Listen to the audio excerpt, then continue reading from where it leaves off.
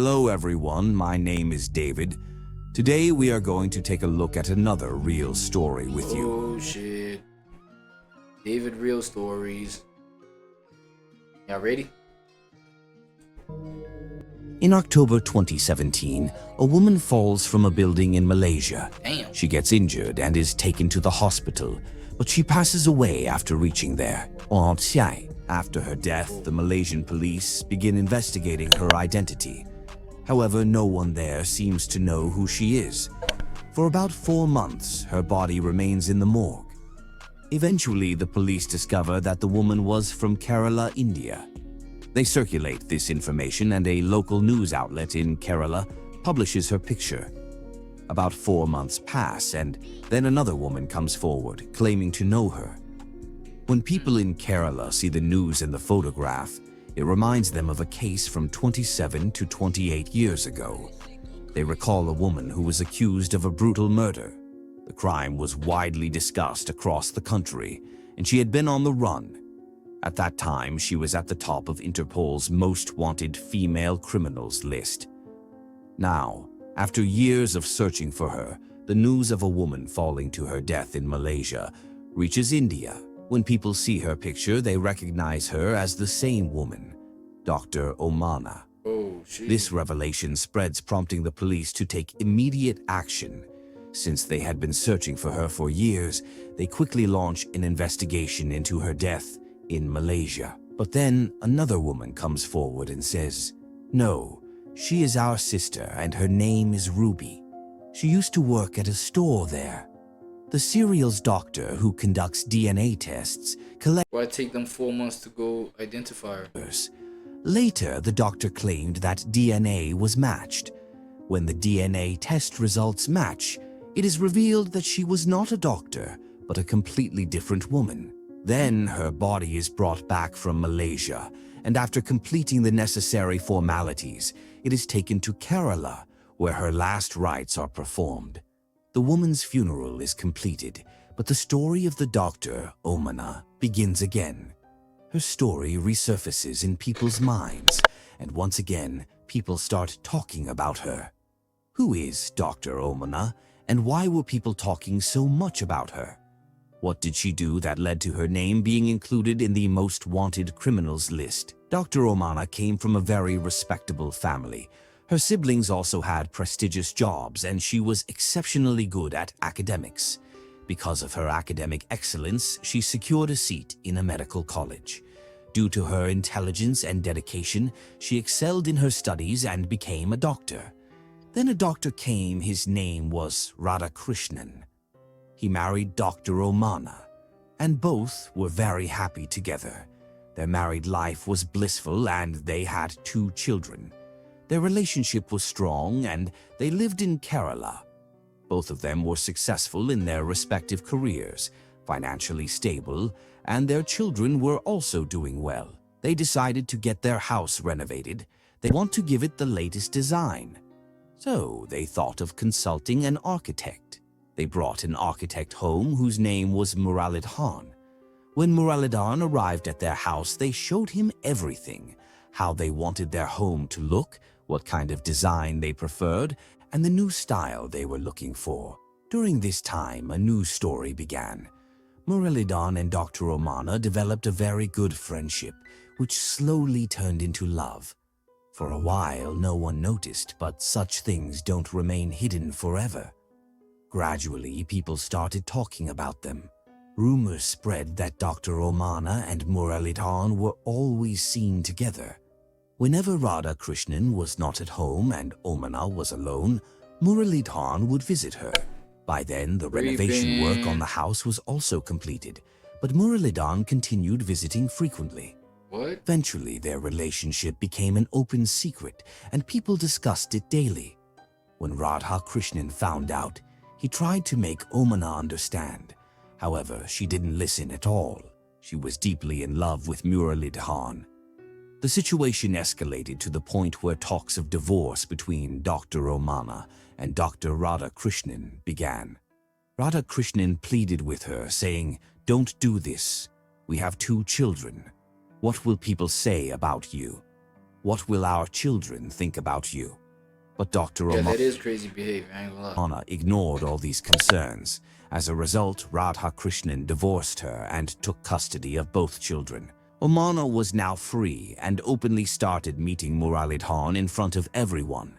Now, the Dr. Omana slowly started realizing that people were right. Her reputation had been severely damaged.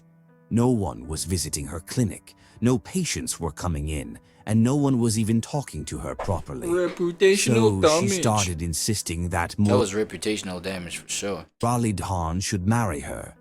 However, Muralidharan was already married and had children. He was just passing time with her. What the fuck was she thinking? Considered marrying her. When Omana started bringing up marriage, Muralidharan was taken aback and began thinking about what to do next. He realized that he needed to divert her attention somehow. Meanwhile, Omana was getting increasingly troubled by all the gossip surrounding her. Frustrated, she decided to leave Kerala. Nah, she fucked her own Eventually, self, she found a though, job at clinic in Malaysia and settled there. Now, Omana had reached Malaysia while Muralidharan was still in Kerala. Muralidharan used to ask Omana to send him money from Malaysia, and she would send it regularly. However, this started bothering her because he kept demanding money for everything. Eventually, she told Muralidharan to come to Malaysia so they could get married and live there together.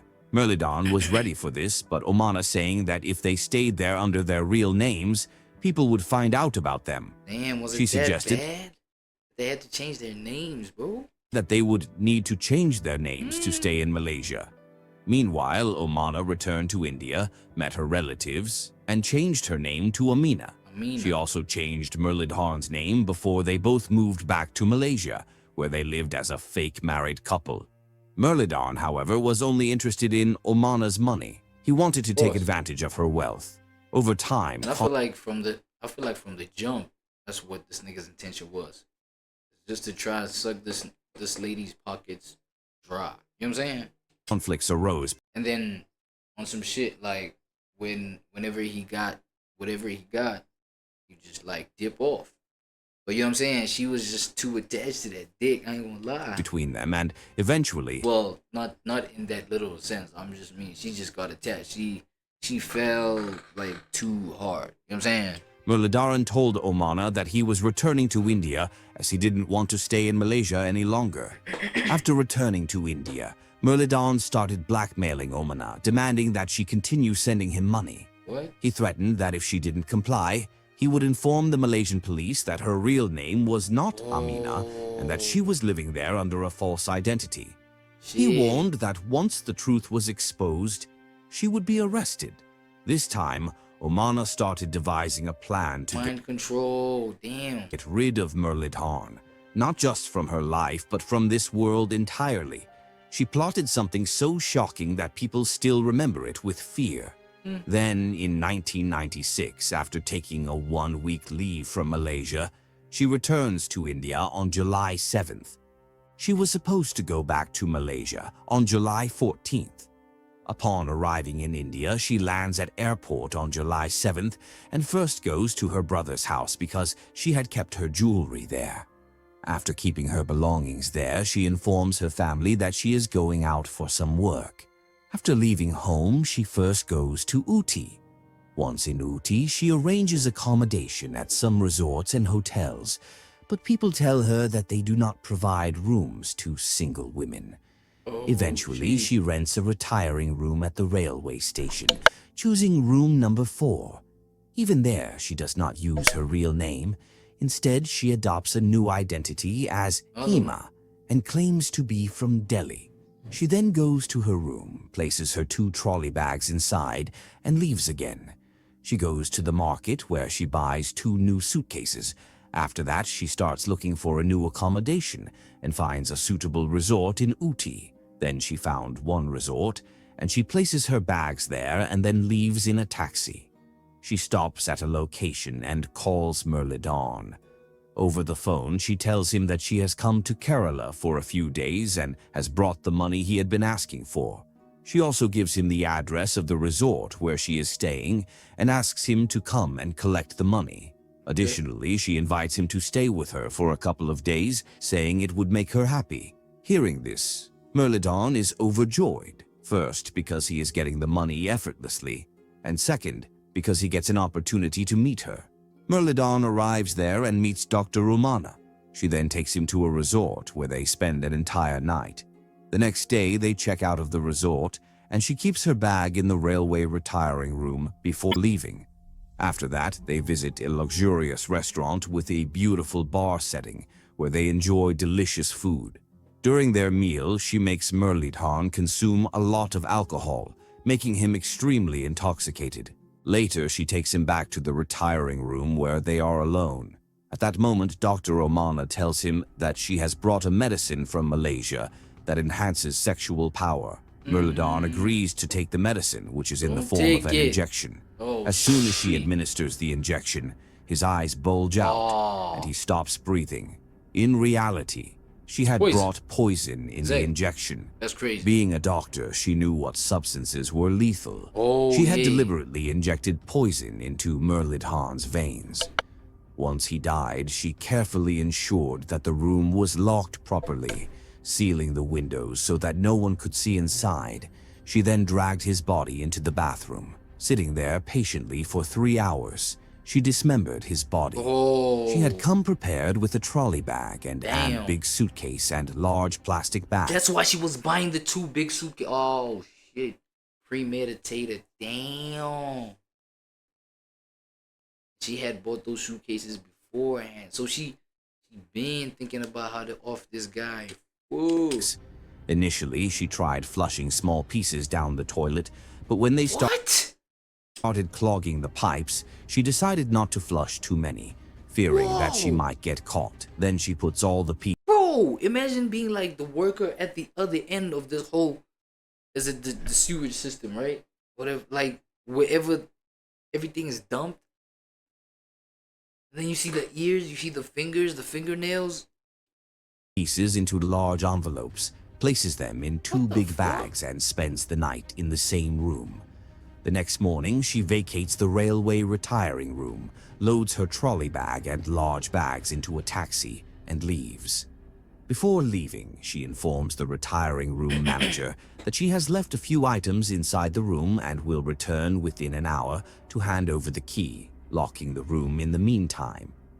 She then goes back to the same resort where she had spent the first night with Myrmidon when he had come to collect the money from her. Later, she returns to the retiring room to return the key. She had took 1 hour to ensure that she could discreetly remove the bags without raising suspicion. If someone entered the room immediately after she left with the bags, they might realize something suspicious. After securing the bags at her designated place, she properly hands over the key and returns to the resort. She takes the bags to her room, where the bags still contained pieces. She begins flushing them down, but after some time, the flush stops working. Now she grows anxious, thinking that if she flushes again, it might stop completely, and people might discover what she was doing. Now she thinks that flushing all the pieces at once might not be the right decision, so she decides to plan something else. She makes a new plan, leaves the resort, and books another room a little further away. She had now taken the name Mumtaz. She enters the room with 4 bags, takes out the pieces, and flushes them down. But after flushing some of them, the commode gets clogged again. This was the 3rd time it had happened, and now she started to panic. Time was passing, and the pieces had started to emit a foul smell, since it had already been a day or 2 since the murder. She gathers whatever perfume she has and sprays it over herself and the bags to mask the odor. Then she realizes that there is a valley nearby where many people go to commit suicide. She thinks she can take the 2 suitcases there and throw them down without anyone ever finding out. To execute this plan, she books a new room near the valley, this time under the name Sarah from New Delhi. After booking the room, she takes the suitcase containing the pieces, hires a taxi, and heads to the valley. But when she arrives, she sees that it is the weekend, and the place is crowded with tourists. There is no spot where she can throw the suitcases without being... Tourists? At the spot where people off theyself? Or delete theyself? scene, realizing that For her plan what? Tourists. But what the hell is going on in India, man? won't work. She is forced to cancel it.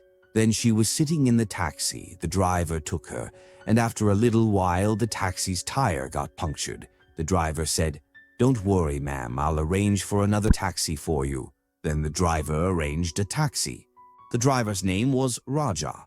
When she sat in Raja's taxi, any driver would notice that she was a woman with a lot of bags, and they seemed heavy, so he would help her by lifting her suitcase and putting it in the taxi. Driver tried to help her, but Dr. Romana refused, saying, "No, I will handle it myself." The driver found it a bit strange, but she got in the taxi, and after sitting down, the car started moving. The smell, bro. Now, it had been 3 days since she had committed the murder, What? and her bags and suitcases were starting to smell. Yes. Even though she had sprayed perfume, it didn't help. The car's windows and doors were closed, and the smell was getting worse. The driver felt something was off, so he opened the car window and asked, "Ma'am, what's in the suitcase? Damn. It smells really bad." The driver felt a bit uneasy. Damn. At first, she told him, "It's just some things that smell a little bad, but there's nothing to worry about." Oh my But God. then she realized she couldn't lie because she would get caught. Run for the hills, buddy. She thought of a plan. She decided to involve the driver and offer him money. Oh my She told God, him, that's the only "There's thing a you can do." body in the suitcase, and I need to dispose of it. I killed..." Bro, oh my God, bro. Imagine they tell you that you the driver, bro. Chat, you the driver, bro. What are you doing? Bro, like, you know what I'm saying? Like, you going about your day like how you always go about your day. You feel what I'm saying? And then now it's like, yo, all of a sudden, this old lady in the bag, bro. Talking about you got the body. You know what I'm saying? First of all, bro, the fact that you got a body in my fucking car, nigga. Get that shit out of here. Fuck, it's like I have to you know what I'm saying? I have to process the fact that, dog, a lifeless body is in my car, bro. You know what I'm saying? It's been there the whole time.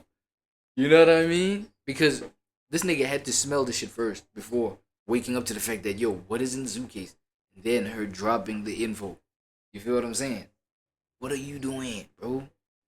Nah, fuck. Okay, even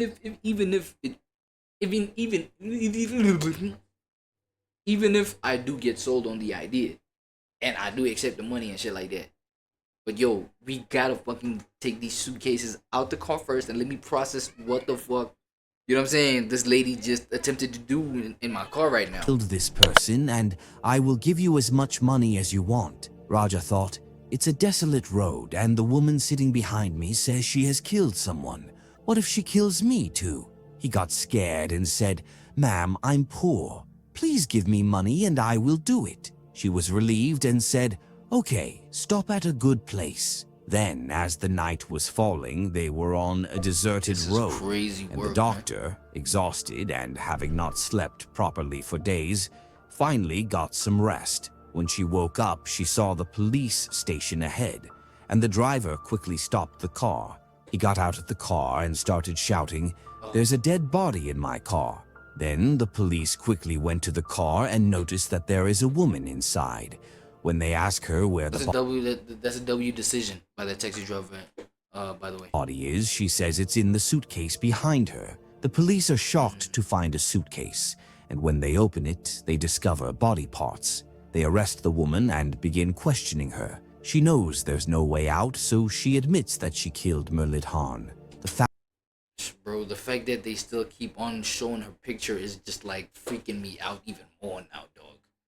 I feel like, yo, y'all could have like blurred her. I don't want to keep seeing that face, bro. Like somebody that like, yo, do these, man, nah. Family of bro. Murlidhan is contacted, and a DNA test confirms that the body belongs to him. The woman is arrested, then charges sheet was made, and after 5 years, and she files for bail, claiming she should be released since charges have been filed and a trial is underway.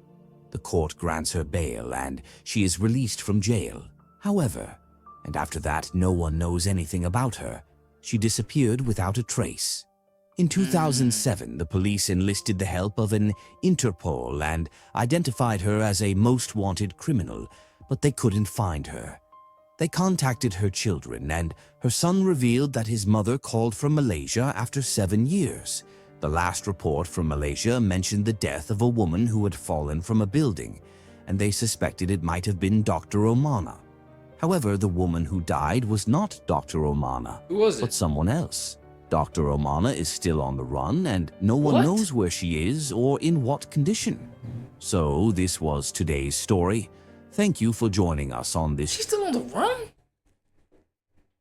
Bro, this is fucked up. Yo, I feel like you know what I'm saying? Like this whole being attached. Number one, she was attached to like somebody that's not hers. Somebody that, you know what I'm saying? They like they met on some freaky shit with one another.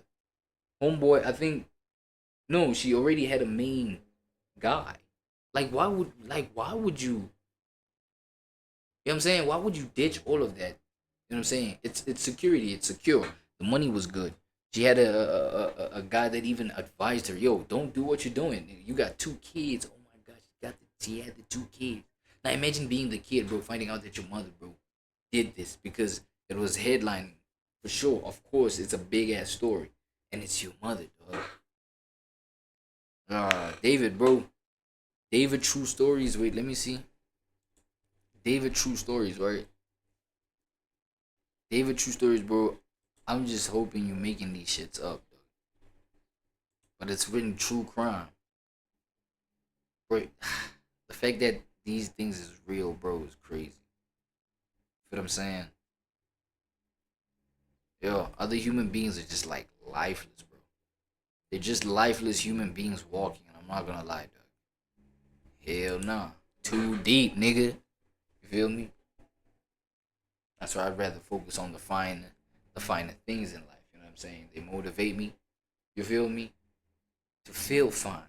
If you look good, you feel good. If you feel good, you do good. You feel me?